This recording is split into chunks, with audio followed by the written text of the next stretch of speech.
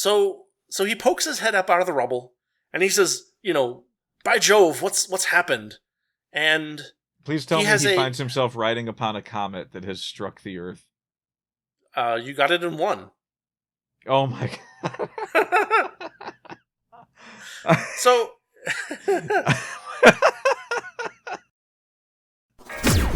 welcome to the Wordy Pair Podcast, your go-to hub for all things writing, world building, and the occasional dive into the weird and wonderful world of fiction. We're breaking down the barriers between you and your next great story. Whether you're a seasoned scribe or just scribbling your first sentences, we've got something for you. We'll be discussing everything from crafting compelling characters to dissecting the good, the bad, and the downright bizarre in the world of fiction. Okay, this script says you guys are eccentric. Isn't that just a 3-syllable word for weird?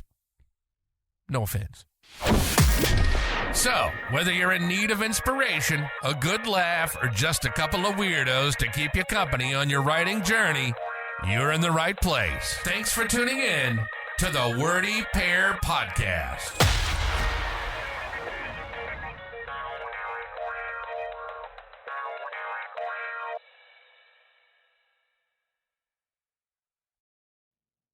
Hello and welcome everybody to the Wordy Pair Podcast. As always, I'm Rudy. And I am not Jules Verne. You certainly are not. You certainly are not. Certainly. Shirley. Justin be thy name. Justin and his shirt is here today. Stop calling me Shirley. Certainly. Okay.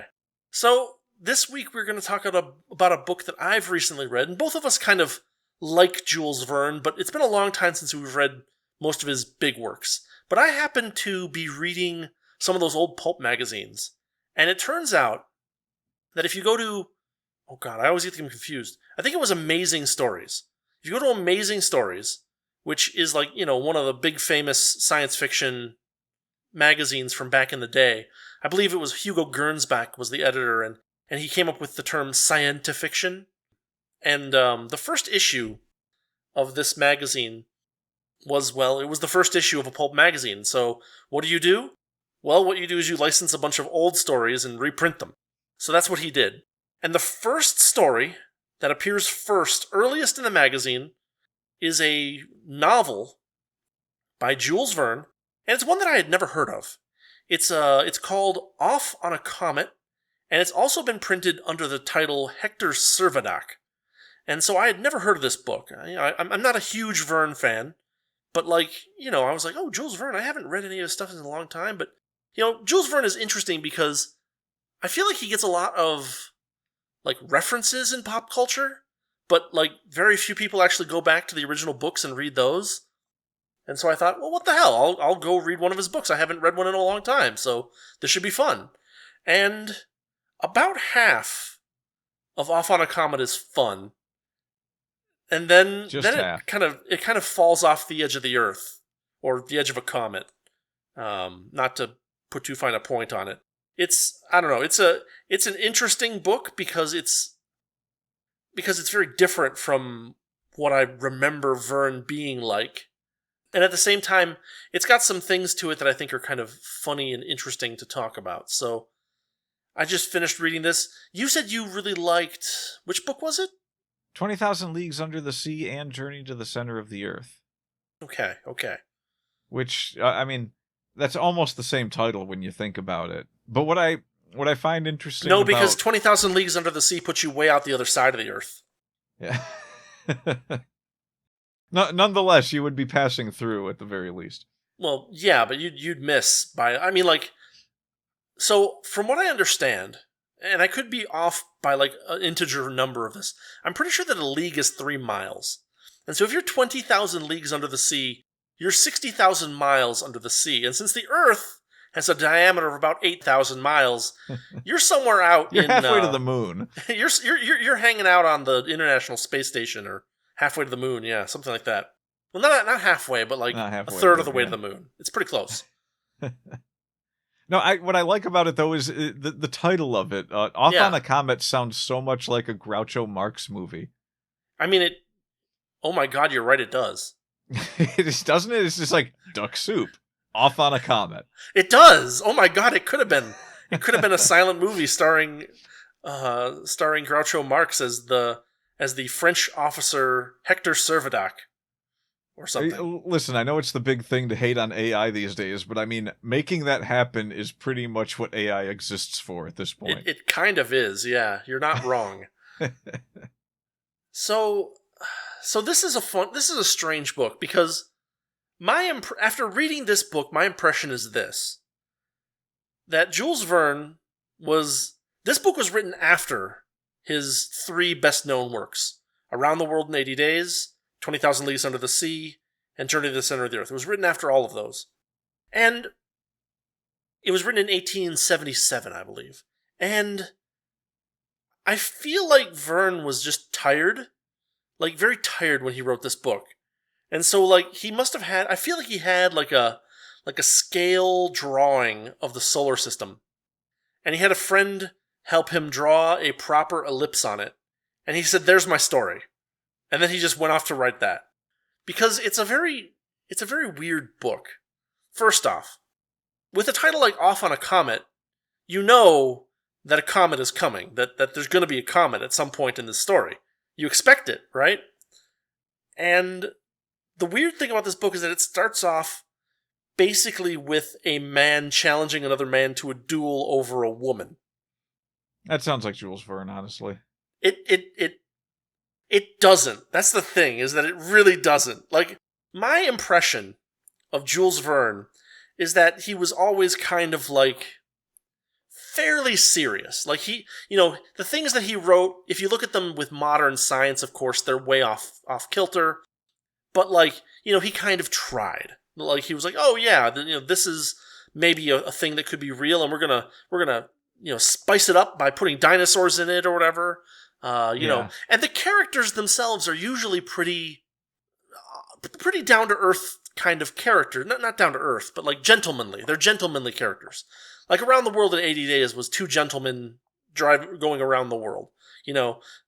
Captain Nemo is a gentleman, right? The guys that are going down into the center of the earth are, British gentlemen or something like that. I don't remember who the characters were, but they were normal people that you kind of felt like they had normal-ish, yes, but like you felt that they had that kind of like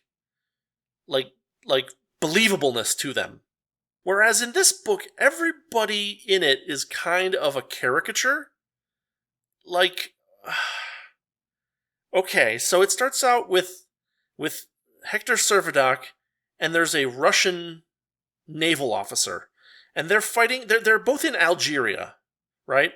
In northern Africa, on the coast of the Mediterranean, and they're basically fighting over a woman who never actually gets named in the story. She's Madame L, and then a bunch of dashes, like they used to do in old stories, and I don't know when that went away, but that's a thing, right? Like, if you're doing an audiobook, do you just like call her Madame L? Is that what that is? I think so. It's very weird, because nowadays, when you abbreviate something, you put a period.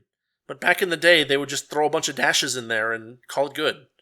And you'd be like, Madam... I don't know. So one of 3 things was happening there. Yeah. Either he was referring to someone in real life and whose name started with an L, and he just wasn't going to actually put the full name in there. Or maybe. Yeah. Or he was he hadn't come up with a name yet, and he was trying to he was just going to finish writing and then go back to it, which he never did. Yeah. Or there was some mystery in the story wherein you weren't supposed to know the name right away, but then he forgot to flesh out the mystery and give you the name. So okay, it's probably the first one.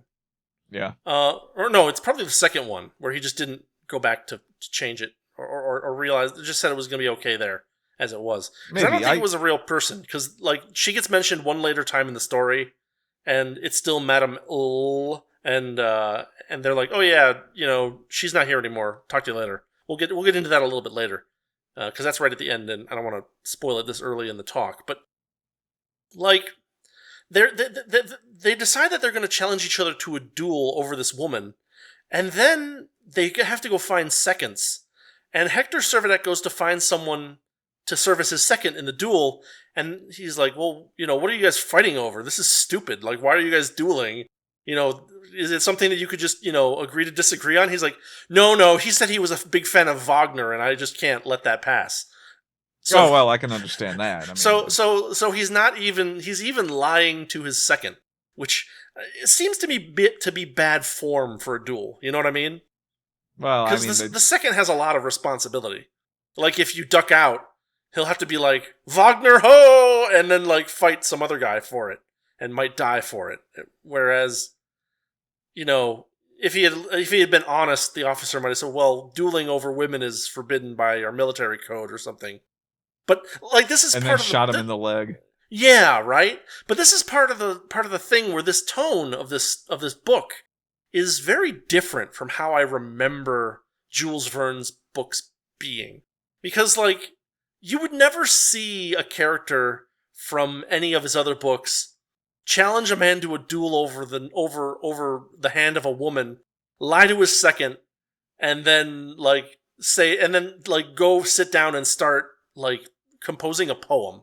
Like, this is just not something that felt like Verne to me, and that's part of the reason why I kept reading the story, because I was like, this is weird for the Verne that I know. It sounds mildly schizophrenic, to be honest. It is a little bit. It's very strange. But, like, he's consistently strange this way throughout the book. So I think he was just tired of writing the same kind of, like, prim and proper characters. And he decided to just kind of go into, like, the, like, Don Quixote style. Like, it's one of those things where, like, Don Quixote books are, like, 1,000,000 pages. And so, like, I feel like I certainly haven't ever read a significant amount of Don Quixote. Maybe little samples here and there, but, like, I don't have a good feel for it. You know what I mean?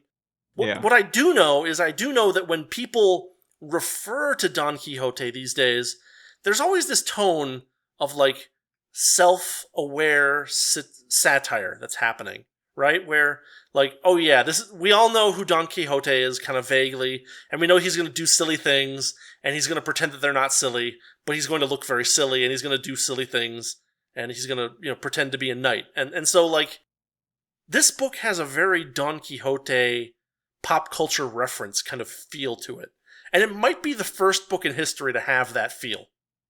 Because I'm not even sure that Don Quixote, the actual books, have that feel. I think that they're probably a lot more, like, sympathetic to Quixote as opposed to directly poking fun at him. I don't know. Yeah. I guess I need to read those books at some point, or a larger portion of them to get a feel. I did pick up a copy of it, and I meant to read it, but you know how I am. I forget I own books. Yeah. And like, it took me hours to find a non-abridged version of Don Quixote. And it's like 9,000 pages. It's ridiculous. I'm exaggerating, but, like, it's a big book. But anyway, the feeling I get about most of the characters in Off on a Comet in this book is that Verne got tired of writing normies and decided to go with the whole self-aware satirical thing. And he didn't do a great job of it. He did an okay job of it, but not like it's like a B- for effort. Yeah, B minus kind of area we're talking. And so the characters in general are not particularly interesting or sympathetic, which is one of the downsides of kind of having that self-aware satire kind of tone, is that nobody really sympathizes with anybody unless there's some character somewhere who stands out as the character you're supposed to sympathize with, and there is no such character in this book. He pokes fun at people a lot. He pokes fun at one particular character a lot, to the point where it becomes like borderline offensive, if not genuinely offensive. And, like, the whole book has this very weird kind of satirical tone to it, where he kind of gives up on most of the details and just decides to make them up, or make them so that they couldn't possibly work. Right? Like, okay, so Hector Servadoc is writing this poem. He's sitting there trying to figure out a couple of lines to this poem, and suddenly all hell breaks loose. Kaboom! Right? The building that he's working in collapses around him, and he survives without a single injury on him, because this is self-aware satire and not a realistic kind of Jules Verne book. And they literally, or Verne literally describes him as poking his head up out of the rubble, like a cartoon character. And basically saying, what the hell happened? And how closely was this book written in relation to when Looney Tunes cartoons first started appearing? I mean, this was 1877, so this was so way 50 before. 50 years before Steamboat Willie. Something like that. But this is where it all started somehow. It feels like it. We'll get to a little bit more cartoon feel later on, because I think this is very apt, but we're not ready for it yet. Jules Verne, the inventor of anime. No, not anime. You'll chuckle when I get to this. Hopefully. So he pokes his head up out of the rubble, and he says, by Jove, what's happened? And please tell me he finds himself riding upon a comet that has struck the Earth. You got it in one. Oh my god. So it's okay. It's even funnier now because it's like you I thought, given what I knew about Jules Verne, that it was going to be like, oh, something knocked over this building and it has something to do with, I don't know, outer space or whatever, and so we're going to find a way to follow something by hitching a ride on. No, he just straight up gets kidnapped by the comet. I love this. Okay. Yes. And so his orderly, a guy named Ben Zouf, who is from Montmartre, which is a hill in Paris, and the orderly also pokes his head up out of the rubble and says, "Hey, is and Hector is like, "Hey, are you all right?" And he's like, "Yeah, I'm fine." So they look up at the sky, and they discover that the sun is not where it's supposed to be, and that it's moving faster than it should be, too. In fact, the day has been reduced to about 12 hours, and the sun now goes from west to east instead of east to west. Now, they're not... Well, how do I put this? They don't realize that they're on a comet for a long, long, long time. What they think is that something hit the Earth and knocked it out of its orbit. Or into a messed up orbit or something like that. And of course, if that were the case, the amount of energy that would be needed to do that is so large that there would be no hope of anyone surviving on Earth if that happened. But again, Jules Verne is kind of giving up any pretenses of realism and just making a fun adventure story with a lot of self-aware satirical tone to it. So Servadac and Ben Zouf get up and they start trying to figure out what the hell happened. They notice the sky is all weird. Then they start noticing that land masses have changed as well. They were on like a little peninsula, and now they find that their peninsula has become an island, and that all the cities and towns that they knew of are just gone. They think that they might be like the only two people left on Earth, and they still think they're on Earth for a long time.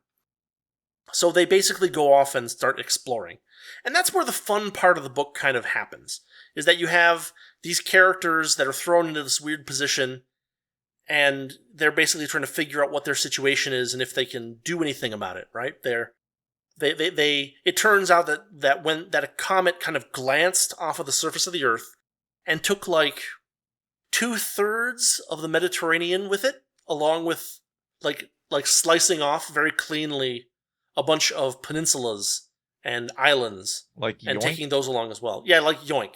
So, this is a weird book because you kind of need to have a map of the Mediterranean open, or very good geographical knowledge to understand where they're going and what they're doing in this book. Because, like, one of the places that they visit is they think they went to a particular island which happens to be off the coast of Greece.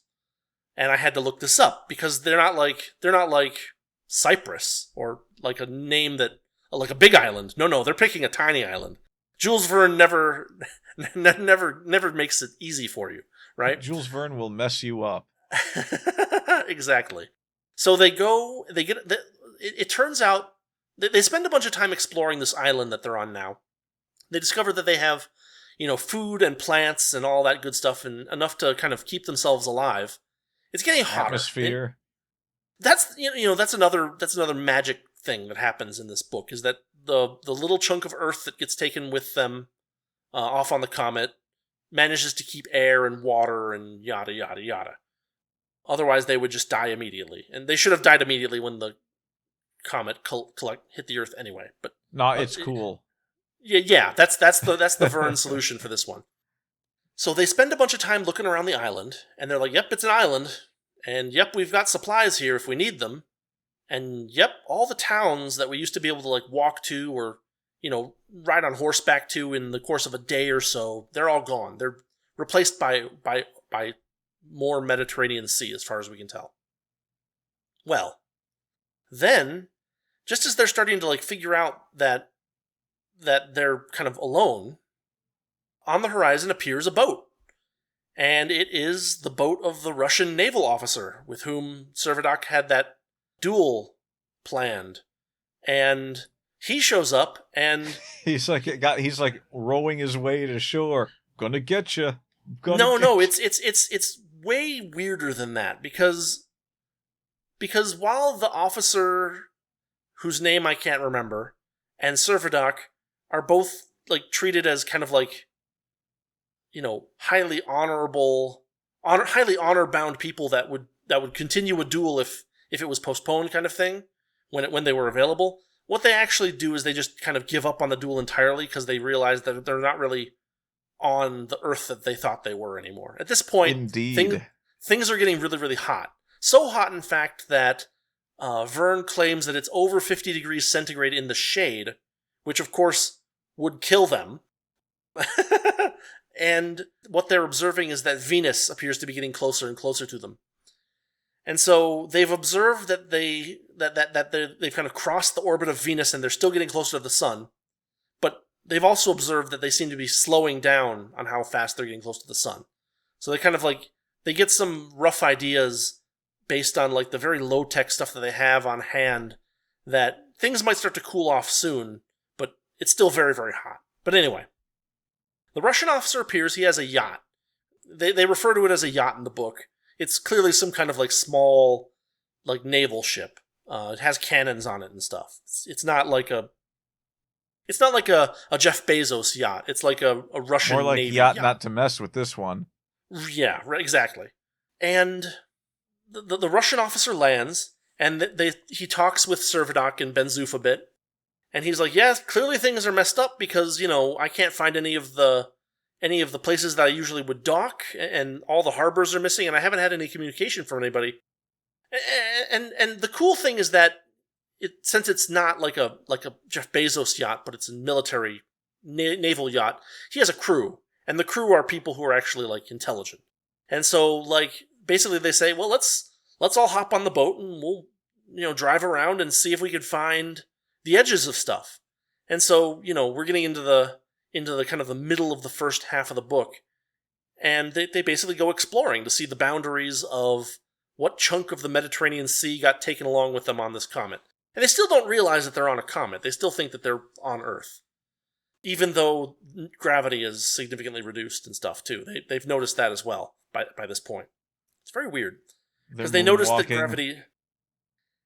No, but like Smooth Criminal starts playing.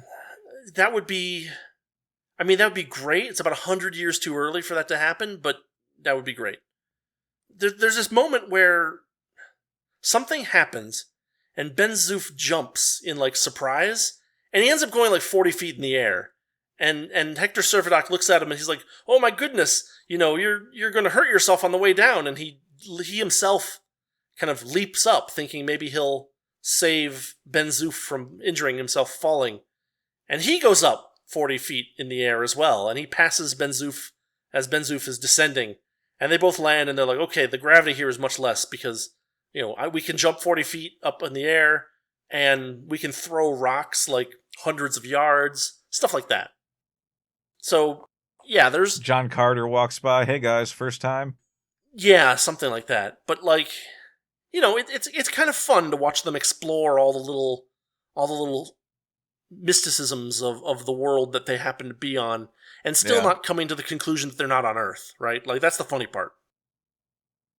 So, anyway, they get on the boat, they start exploring, they find a bunch of landmarks that I had to look up, and that were actually hard to look up. Like, they find on a promontory on Tunisia, there's a cathedral, which is called the St. Louis Cathedral, or at least it was back then.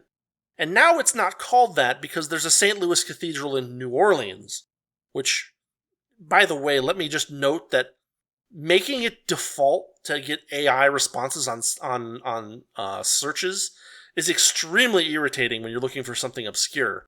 Because I would type in to Google or Brave or whatever, I would say, hey, can you tell me where in Tunisia the St. Louis Cathedral is? It's like, oh, you don't know what you're talking about. There is no St. Louis Cathedral in Tunisia. That cathedral is in New Orleans. I'm like, no, I'm pretty sure it's a real thing. And so I have to keep doing more research until I find out that, yes, there is a cathedral on a promontory in Tunisia that is the resting place of one of the French kings that is called, or used to be called, the St. Louis Cathedral, but is now called some other thing like the Acropolis or something because of, I don't know why they changed what they called it, but that's just what it is called these days. Well, at least we know that AI is getting more intelligent. I mean, even AI is ignoring the French at this point. That's a good point, actually. Do you think it'll help if they surrender? I mean, they could try it. I mean, it's never really worked for them before. It depends on your definition of worked, but yeah. I mean, they haven't been completely annihilated yet, so there is something to it. Fair enough. Yeah. Can you imagine the French fighting to the last man? Can you imagine that I'm going to bring back the "we're getting canceled by the French" jokes after all this time? What would it matter? That's a good point too. Well, I mean, they'll blink first. Yes. So they find that there's like a southern barrier that they can't go any further south, and it's almost described as something out of like a fantasy anime, where it's just like there's these massive crystalline cliffs that rise 200 feet out of the water with sheer front surfaces. It brings to mind something you would see in like a cartoon again. Yeah, that's the Hollow Earth, Jim. Yeah. Well, this Earth isn't hollow. It's just mostly not there. Because they keep going to the east, and now they have to go a little bit north to stay. They find like a wall that has turned north, and they start following that wall. And then there's like a storm, and the storm pushes them into a little creek. They manage to get into this creek at the last second before they get dashed against these massive cliffs. And you know where they landed? Well, they think they landed somewhere in Greece, because they've been going east from North Africa, right? And if you have kind of a picture in your mind, you go north from the middle of North Africa where Algeria is, and you will eventually hit, Italy, and if Italy's not there, then the next thing you'll probably hit is Greece, or maybe Turkey. And so they're like, we must be in Greece. And then what they find is they find a big base full of 13 English officers. And the English officers just don't believe them that they're not on Earth. They're like, no, everything's fine. Even though, Gibraltar, which is the base that they arrived at. Gibraltar is at the mouth of the Mediterranean Sea, where it meets almost where it meets the Atlantic. It's a little tiny chunk that comes off the tip of Spain, actually. So it turns out that they've actually circumnavigated their world now. And now they're like, oh, wow, this isn't the whole world, finally. And they're like, okay, well, we're clearly on a smaller chunk of the world. We must be on, whatever hit the Earth and took us with it kind of thing. Earth Plus is shedding bits of it that it doesn't need. Plus they find... Okay, so, if you were going to be floating on the ocean and you were going to receive a message, how would you receive that message? Smoke? No. I mean, like, it's got to be something that floats on the ocean so that it can... Message in a bottle, some kind of barrel, some kind of... Yeah, bottle, right? That's the thing that you would think of, a message in a bottle. Yeah, probably not a good idea to do smoke signals on boats in the 1800s. No, not a good idea. What they do find is a message in a telescope case. I don't believe that most telescope cases are watertight, but they even note that, man, whoever this was, he should have just used a bottle. But they find a telescope case. Yeah, I don't think most telescopes are waterproof. No, they're usually not, because you have to... And I mean, you might need to change the mirrors or something like that, and usually they're just, screw tight, and they don't have O-rings. But, they find a message, and the message is like, it's giving them details about, like, how far away they are from the Earth and the Sun. And so they're finally like, okay, someone's around, someone's doing calculations, someone's observing the sky, maybe we'll find this guy someday. But basically, they almost get into a fight with the English officers. The English officers refuse to help them in any significant way, and they leave. And there's like, well, we're out. They go back to where they started. The English officers are kind of funny because they get made fun of quite a bit, where, like, what's one of the lines that Verne uses? Verne says that they have a bunch of supplies, preserved supplies down in the basement, that would be enough for 13 officers to eat for 5 years, and for 13 English officers, it might even still last quite a while. Something like that. So they go back to the place where they started, and then they find out that there were actually a bunch of people on that island that Servadac and Ben-Zoof didn't find. And this is the point where the story kind of falls down and starts to crawl. Because they were getting close to the sun, and then they were getting further from the sun, and now they're getting so far away from the sun that the temperatures are starting to drop to dangerous levels. Which, this is where you get the feeling that that actually comes a little bit later.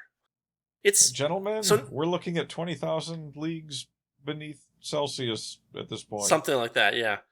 I mean, there's some fun details in there, like, oh yeah, the mercury thermometer stops at minus 40-some C, and the spirit thermometer stops at like minus 50-something C, and so this is our only measurement now, blah, blah, blah, blah, blah. But it's like, okay, we gotta either figure out a way to kind of hunker down here and stay warm, or we have to find a place that will keep us warm. And unfortunately, this is kind of the rest of the book. We've gotten to the halfway point, and now it's like, I don't know, we gotta stay warm, and then there's not much for us to do because we've already explored everything. And there's still half the book left. So, yeah.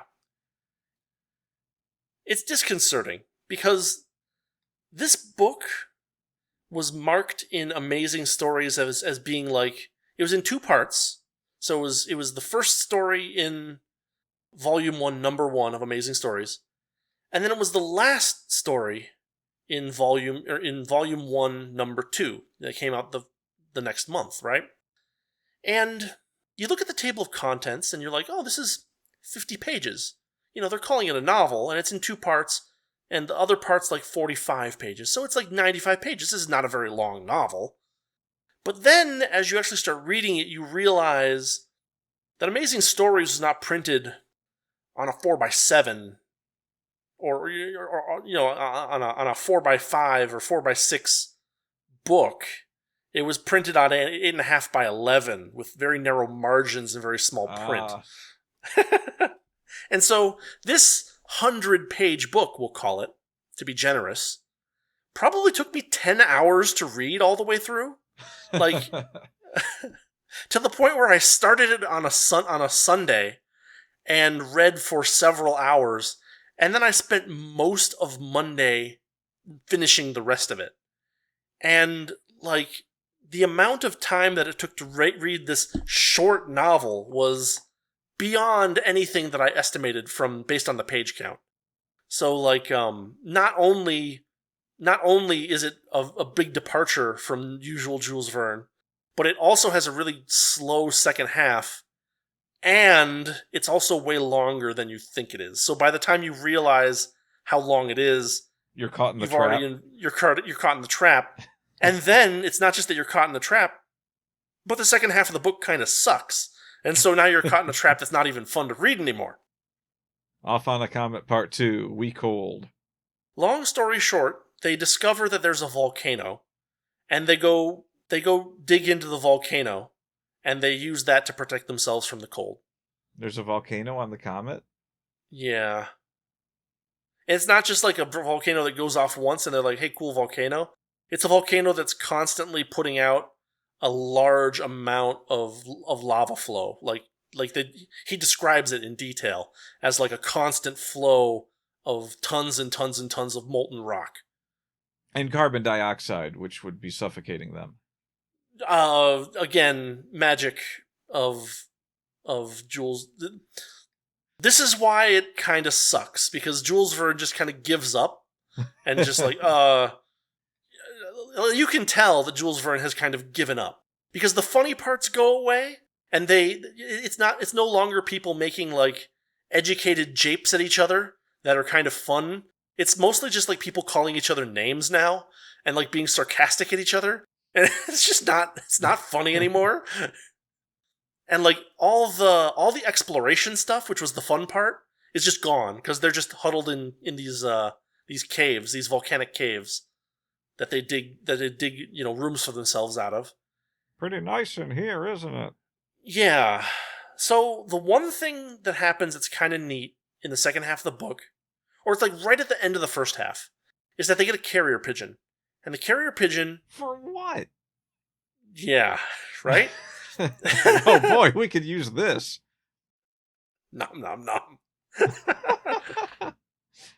No, but...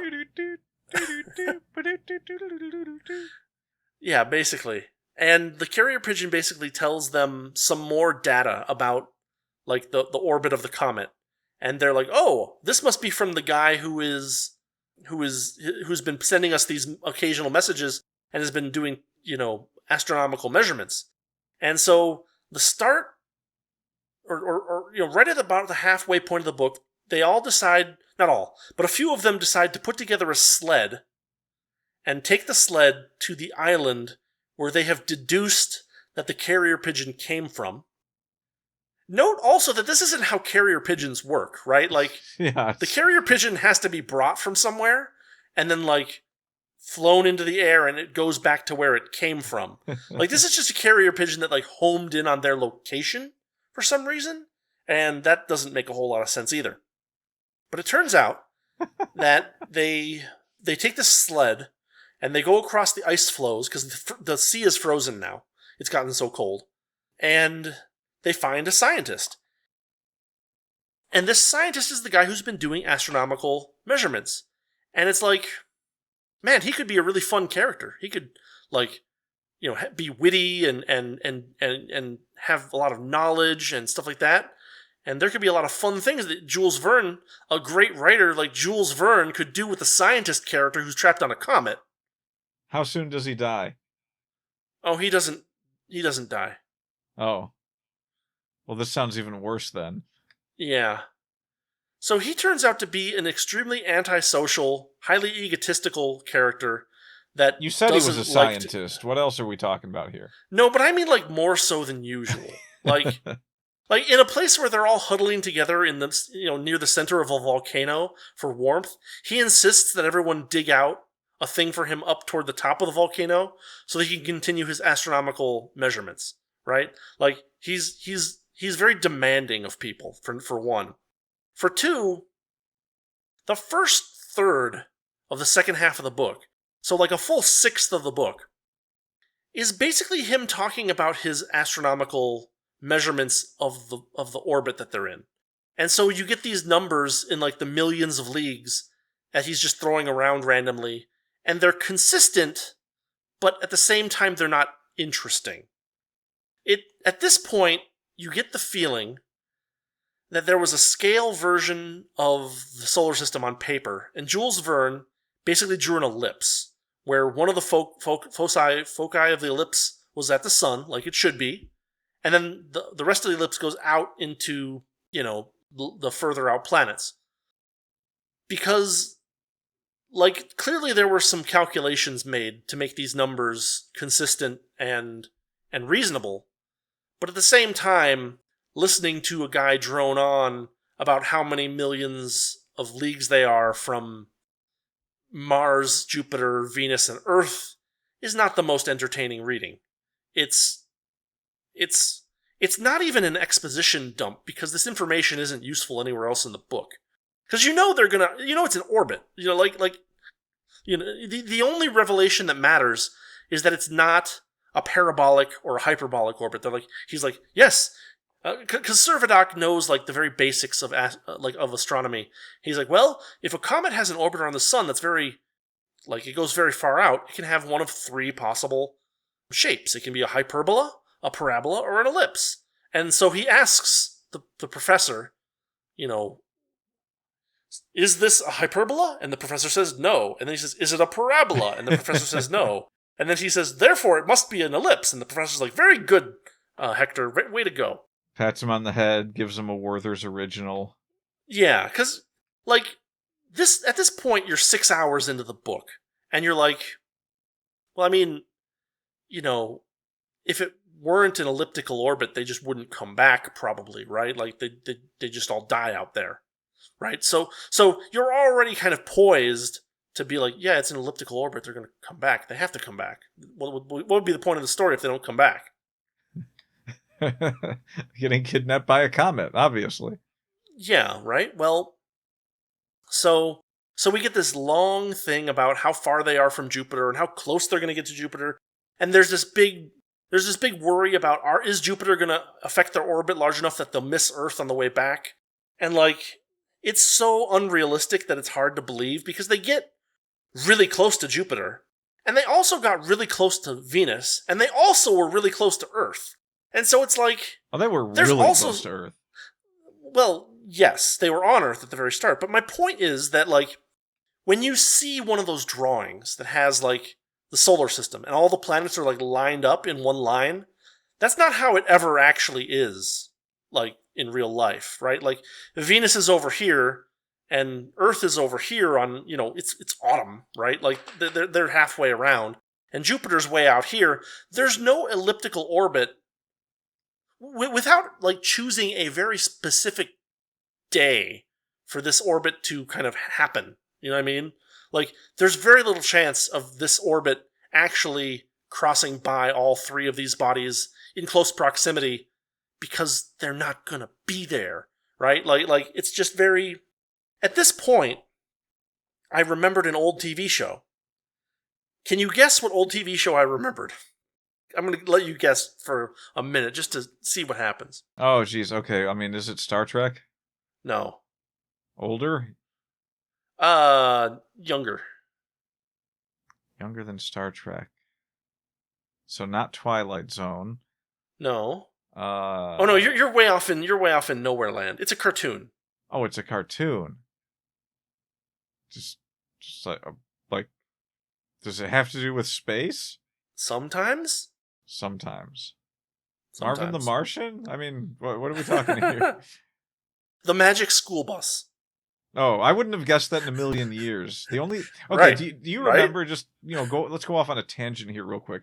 The Magic School Bus was a cartoon, like, years and years ago. But years and years and years and years before that, it was also just a series of, like, microfilm slides that they made us watch in elementary school while listening to an audio track that played on a cassette tape. Yeah.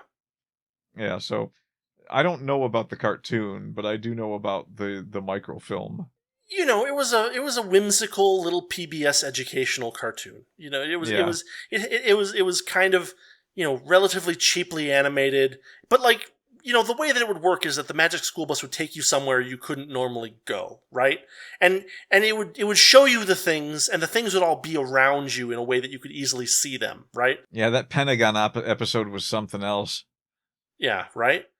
But, like, that's kind of the feeling I got when I realized that they were in this kind of magic orbit that got them to see Jupiter and Venus and Earth all in the same go-round. Like, it was like, oh yeah, of course this orbit is going to take us close to these other planets so that we can look at them. Otherwise will be the point. And so, there's another element of unrealistic magic going on here, where it just so happens that, like, Earth, Venus, and Jupiter were all in conjunction at the same time, basically, in order for this to happen.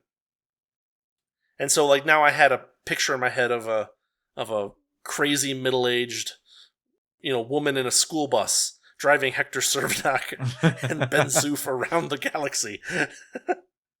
Well, I like the idea that every single planet was in line and this ellipse just goes around them.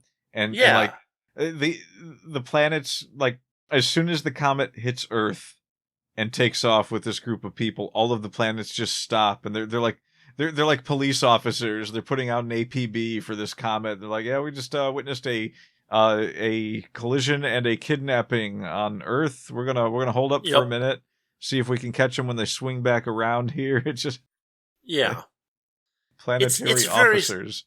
It's very silly because they spend a bunch of time talking about, like, oh, here are all the different moons of Jupiter, and here's this one, and here's this one, and it's this color, and it's very cartoonish in a sense. And it takes like a sixth of the book up. It's crazy. It's like an hour and a half of reading of just, we are currently, X million leagues from here, and we're going to get to X million leagues from here. And then it turns out that we actually got this many million leagues from here. And it's like, oh my God, please just shut up and get back to Earth. Because the rest of the book is them hiding in the core of the volcano, waiting for themselves to get back to Earth, basically. There's a little tiny side plot about, like, they capture an asteroid, and the asteroid starts to orbit around the comet as well. So they have to observe that. And there's some subplots about them trying to, like, measure the size and the weight of the comet. Things like that. I don't know. I think the best subplot is just having Groucho Marx there. Yeah. He's like shaking off a cigar. Oh, Jupiter, eh? Well, this is the biggest gas bag I've seen ever since my mother-in-law came to visit. Yeah, exactly. Only, weren't those movies typically silent films? They were. But who were the other Marx brothers? Because didn't they, like, get together and make movies where they had dialogue between the three of them? Yeah, I think so. At some point, I can't remember the names of the other Marx brothers. Anyway. Yeah. Yeah, so most of the rest of the book is them hiding in the core of the volcano and trying to stay warm. It's not particularly interesting. There's repeated references to how all the birds are, like, following them to the places where they're warm, and they have to keep killing all these birds over and over and over again. I don't know, that part of the book says something entirely different to me. Yeah, but, like, I mean, that's what happens in the book, is that, like, there's so many birds, we gotta kill all these birds, and then we gotta preserve their meat so we can eat the meat while we wait for the comet to come back to Earth. Literally a fever dream that Jules Verne had one night and said, I'm putting it in the story. Basically, yeah. Like, them fighting birds happens, like, 4 times in this book. I swear. It's absurd. It inspired an Alfred Hitchcock movie, though, so that's good. Right? So, okay. I'm going to skip most of the rest because it's not particularly interesting. But long story short, they're about to hit Earth again, and they decide... Please tell me they jump off. They just jump off. It's close. It's close. Okay. This is an ending I can approve of. Think more Jules Verne. They were on a ship, and they jumped from one body of water to another. Ooh, you're getting real close. You're getting real close. The ships are both destroyed. There's another guy that has a ship, and both their ships get destroyed because basically the ice builds up to like 150 feet high over the course of the long winter. Oh, they have a cannon. They have a cannon on that ship. That's how they do it. That's a good guess, but that's not it. But you're now thinking like Jules Verne is. So, like, one more shot should do it. Oh, geez. Let's see. What are their assets? They have... Obviously, they're not flying the carrier pigeon home. No. The animals all had to die.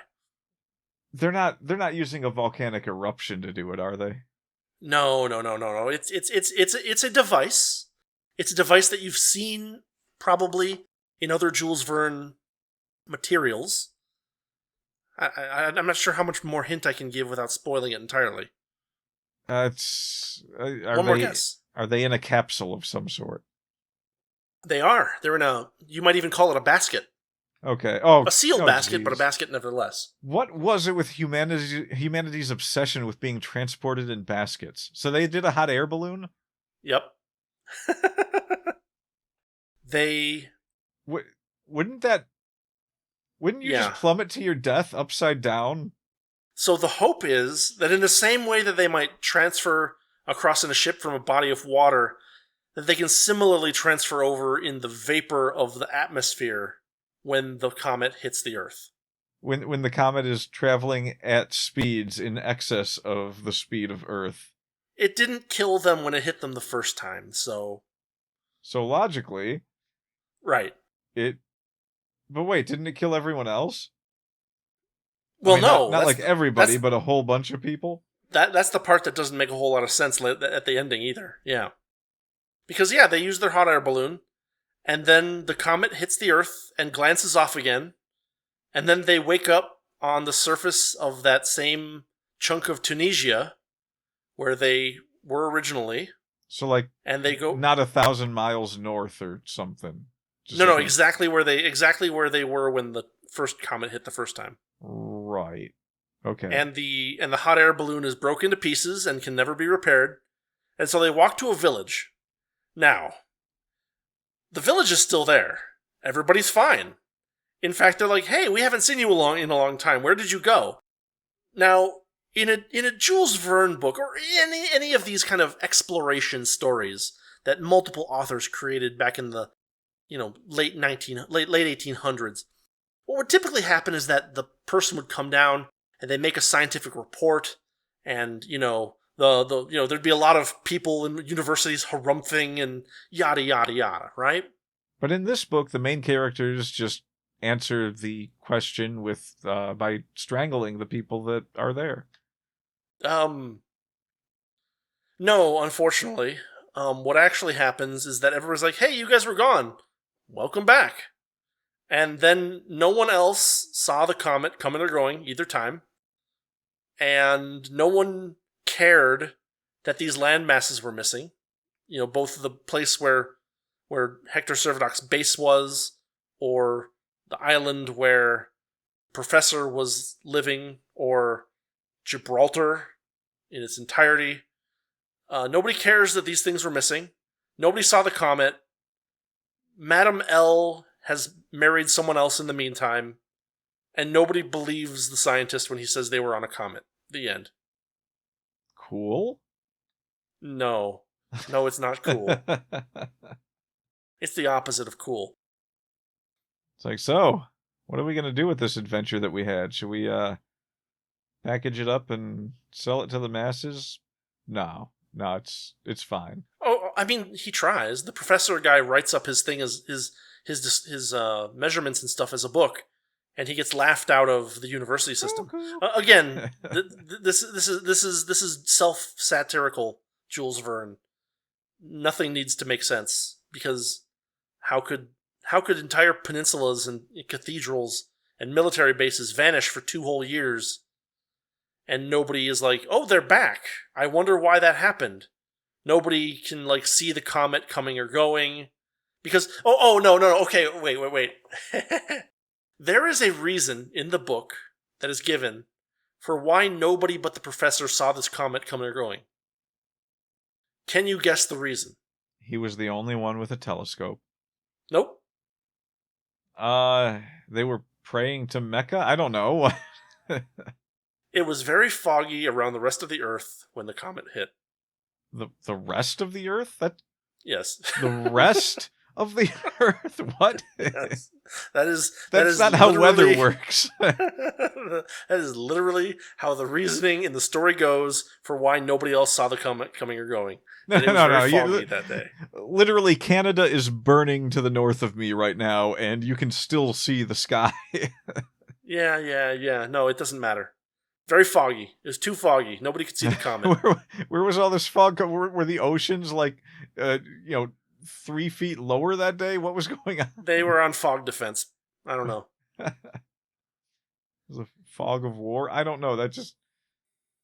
Golly. So, ask questions. What's your reaction to this description of this book? I mean, it does sound like a fun little adventure at first, but... The first half is pretty good. I liked the first half quite a bit. And then I was amazed at how repetitive and boring the second half became. And then I was appalled at the ending. I mean, it kind of reminds me of All Men Are Brothers. It's like, the first third of that book is absolutely amazing. And the next third of that book is really, really good. And then there's half of the rest of it where it's just like, okay, it's spiraling down a bit, but it's okay for a story, and it kind of sums it up okay. And then like the very end of it, you literally just read the characters' names 3 times in a row, and there's a lot of characters, so it's like 20 pages of just name reading. It's That's like all, names folks. and titles, and it's and then it just ends. I mean, this at least has an ending. I mean, like, it's a very unsatisfying ending. It's a very uncharacteristic of Jules Verne or of the exploratory novels' endings.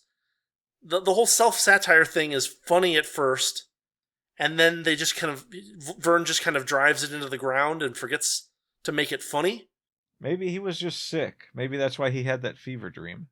Maybe, could be. I mean, maybe he had motions. Yeah, Jules Verne is a very, very good author. Yeah, I know, right? I mean, I do need to go back and read 20,000 Leagues Under the Sea again. It's just such a fun book. Yeah, he does good characters too. Like, in a way, he usually does. Not a lot of characters were written at the time that he was writing those books. A lot of the characters were very in his contemporary authors' novels. A lot of the characters are very mundane characters. Yeah, and the kind of self-aware satire thing is kind of fun. It can be done, right? Like, authors have done self-aware satire. Terry Pratchett is famous for it. Yet, he kind of seems to give up on it, like, halfway through the book. And everybody just becomes very, I don't know, tucked into themselves or something. I don't know the right phrasing for it, but, like, they just kind of all... Because it's very... The justification he makes is that because it's very cold, and because they can't really go outside, everybody kind of just stops doing stuff. And they kind of enter a fugue state of some sort. And, like, that's just not... I mean, okay, but, like, then make that part of the book shorter. Because it's like another third of the story of just them being very sad in the center of a volcano, and Ben Zoof calling one of the characters' names. It's not... It just doesn't do anything. Yeah. So yeah, this is a book that you might want to only read the first half of. Once they go find the professor, you might just want to call that the end of the story and then, like, stop. And even then, like, this might be the kind of book that only a person who is a moderate to big Jules Verne fan actually wants to go look up, because it just did not satisfy in any of the ways that Jules Verne books typically do. Like the ending to Around the World in 80 Days is such a cool ending. Oh, right? Yeah, that's one of the best endings there is in those older books. Yeah, because it's like so like many people have copied the idea behind that ending without even realizing it in a lot of cases. And, like, it has this great arc where you're like, oh man, they did all this great work. Oh, but they just barely failed. But wait, no, they didn't actually fail. They're, onward to victory kind of thing. And it's like, you kind of get like that nice arc where things look very bad and then things turn around and everything is great. It's like Ebenezer Scrooge waking up Christmas morning, right? There's things seem like they're at their worst, and all of a sudden you get a little ray of light, and it turns everything around, and you're like, cool, this was a satisfying ending. And in this book, it's just like, oh, we don't believe you were actually gone, even though the land masses you were on have been missing for 2 years, and also this happened to multiple peninsulas, and also nobody saw the comet either time because it was very foggy. Even though that's not how comets work. Like, comets are most visible when they're closest to the sun. So, like, people on Earth would have been able to see the comet passing the orbit of Venus when it did that easily. But no, there's just none of that. Well, it was very foggy everywhere. Yeah, it must have been for 2 whole years on the Earth. And just totally inexplicably, foggy. Nobody was, like, choking to death or anything. Right. Well, something about old coal miners being of a hardier stock. Something like that. Yeah, I don't know. Something like that. All right. Well, then the what were they called? I don't know. The stupid, who are they? The stupid birds. Pigeons? No, the birds that you bring down into a mine. What's the term I'm looking Canaries? for? Canaries, yes. The canaries should have all been dead at the very least. Yes, but no, we don't get any sense of anything having changed on Earth. Except that Madame L has married. And that's what cleared up the fog, no doubt. I mean, it's not explicitly stated, but I'd say it's heavily implied. Well, no, because nobody saw the comet coming or going either time it hit the Earth. And nobody noticed the massive explosion. And nobody noticed the missing land masses or the missing chunk of the Mediterranean. Well, I mean, I can understand that. There was no flooding that or part. tsunamis or... Yeah. It's one of those stories where you were expecting a little bit of magic, you get what looks like a little bit of magic, and then it gets dumped on you as it's cartoonish again, right? Because it's like, you're in a room, and there's you're like, well, how are we going to get to this one? And like a fairy comes out and taps a wand on something, and something changes just a tiny little bit, and you're like, oh wow, that's just what we needed to solve this particular problem. And then in a cartoonish fashion, there's a closet door that just breaks open and collapses, and out falls like a giant pile of magical artifacts that, any of which is more than powerful enough to solve the problem that you needed to solve. Hey, it's a but return all of to them Earth have to button. get used. Yeah, basically. Well, they make the point that the orbit is an exact 2-year-long orbit, which I'm not sure I believe, but I guess you could probably make that work if you really tried. But it's got to be super elliptical, and it can't go much further. No, but how did that work? I don't know. I definitely get the feeling that Jules Verne drew an ellipse on a drawing of the solar system and said, "Here's my setting," and it's really a pity because he spends a lot of time in the first half of the book describing all the cool things they're discovering and talking about the plant life and the birds and the animals and the this and the rocks and all this stuff. And then the second half of the book, he just kind of abandons all the fun stuff.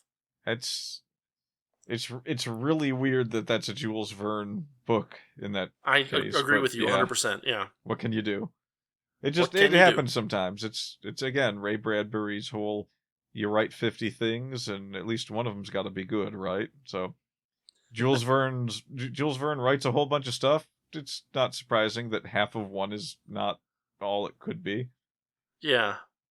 All right. Any other thoughts? Any other points you want more elaboration upon? No, but I might have to read the book.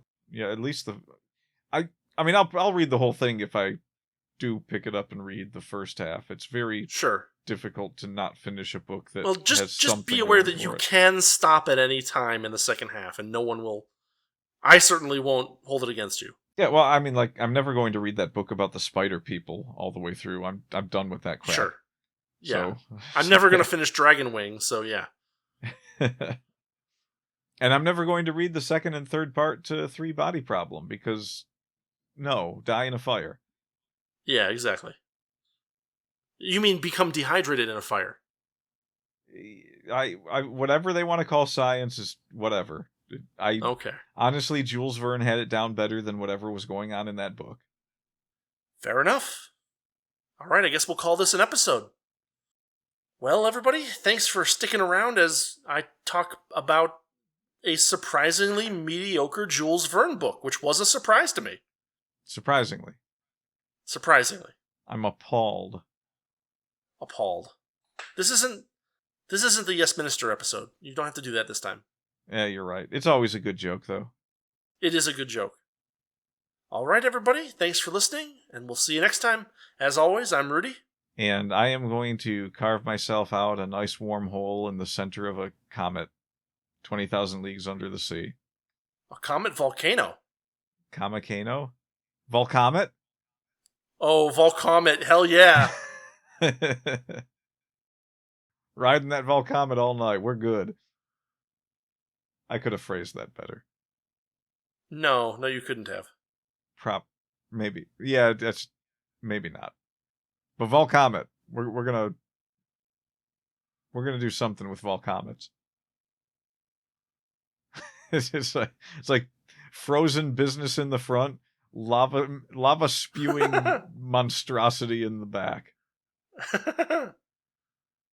That's actually exactly what happens in the book.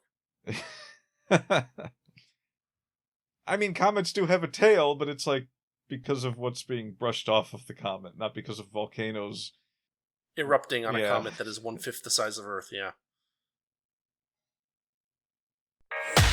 Thanks for listening to the Wordy Pair Podcast.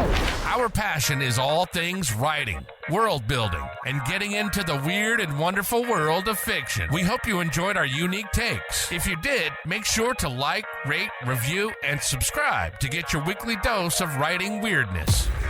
We'll be back soon, but in the meantime, hit us up on Twitter. For Rudy, it's @Rudolph_Cone. And for Justin, @Ninja Mouse Chew.